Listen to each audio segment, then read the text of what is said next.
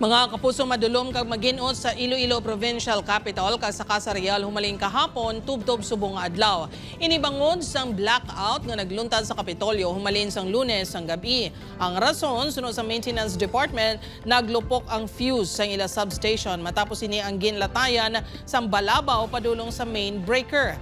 Kahapon ginpangitaan sang taga-Maintenance Department sang igabulos nga fuse apang wala gid sang baligya diri sa Iloilo nga may kasubong nga specs. Nakakuha sila sa contractor nga nag-install man sang equipment sa substation kagin padala ini kay ina sang aga nagikan sa Manila.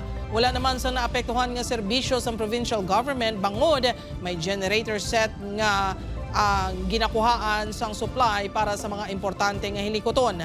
Alas 2:30 subong nga hapon, ginpahayag sang Maintenance Department nga nagbalik na ang supply sa bugos nga Kapitolyo. Ang Kapitolyo ang direkta nga nagakuha sang supply sang kuryente sa National Grid Corporation of the Philippines.